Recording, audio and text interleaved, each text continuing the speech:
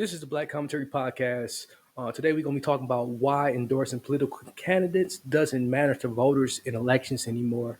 In this video, we take a look at why endorsements from special interest groups don't matter as much as they used to in elections.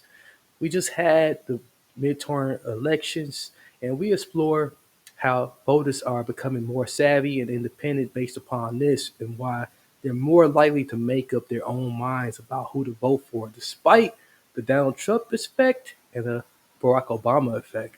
So, if you're wondering why endorsements are as important as they used to be, watch this episode, listen to this episode if you are listening, and find out. Let's get it. You the theory of what's happening with the black family, black wealth, and the fear of a black man. It's the black American experience that we truly look at, plagued by a traumatic history and countless chances of accountability from all parties involved. Join us, and let's get in tune with the Transform You Black Commentary Show with your host, Marcus Hart. Now here's your host.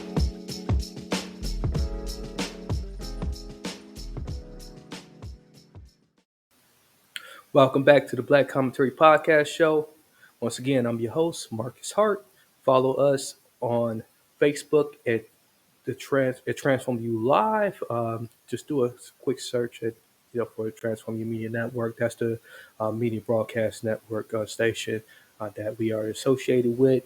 You can follow me on Instagram at Marcus Hart_official or on Twitter at Marcus_Hart. So let's get into it. I'm a conservative African American business owner, and I'm going to be talking about today why endorsing political candidates just doesn't matter to voters in elections anymore. As you can see in the midterm elections, throughout it, Donald Trump came out endorsing candidates. You've seen Barack Obama came out endorsing candidates. You've seen a lot of special interest groups endorsing candidates, and man, what resulted from it, there was a lot of pain and frustration that came from trying to figure out who to vote for in this election and in many other elections in the past. It seems like, though, no matter who you choose, things never seem to change. They never seem to change. We keep getting the same results over and over again. Higher taxes, more government spending, and little to show for in our communities. I mean, if you just take a stroll in the inner city and you ride these streets, the streets are terrible. They crumble apart. Crime is skyrocket. It's dangerous. Black on black crime just keep on increasing. I mean, you can't even trust your own kids going to school without worrying if a school shootings is going to happen. I think it's time for a new approach. One where we don't blindly follow the endorsements of politicians or special interest groups. Because the truth of the matter is, they don't have our best interests at heart. We need to start making our own decisions based on what's best for us and our families. Our country is facing some serious problems, ladies and gentlemen, and we need serious solutions. The last thing we need is another politician telling us what they think we want to hear. Because we tired of being lied to. We tired of seeing our jobs shipped overseas time and time again. And even for the jobs that are around, you don't like them. You don't love them. You don't want to work those jobs. And the business that you're trying to start, the small business that you're trying to start, you get no support from your local government, from your state government, no type of aid. They're not bailing you out. Instead, we get tired of watching our hard-earned tax dollars going to bail out corporations instead and bankers. They bailing out corporations and bankers. They not bailing you out. You're not getting anything in return. So we need someone who's going to fight for us, not someone who's bought and paid for by special interests.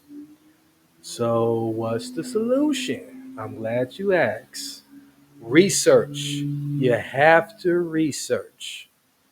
Get informed about the issues and the candidates based upon your values, based on your values, based on your values and what you believe is best for the country, not based on who has the most endorsements or a popularity contest. If we all take this approach, guess what? We can make a difference, a real difference. We can hold our elected officials accountable and get the results we need to improve our communities. Because you know what?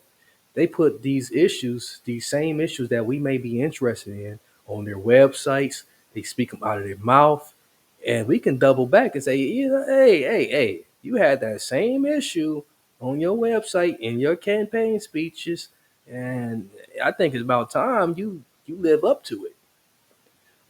So when you go to the polls next time, don't just vote for the candidate with the best TV ads or the most endorsements. Vote for the candidate who's going to fight for you. For you. I hope you'll join me in taking this new approach to voting in the future elections. I thank you for watching. And if you made it this far, take the time out right now to subscribe, comment, like, leave a review. Those are always appreciated and they cost you totally nothing. I want to hear from you. I want to hear what you think. And as always, many blessings, peace, and lots of love. And don't forget to share this with someone you know, someone you don't know. I'm out.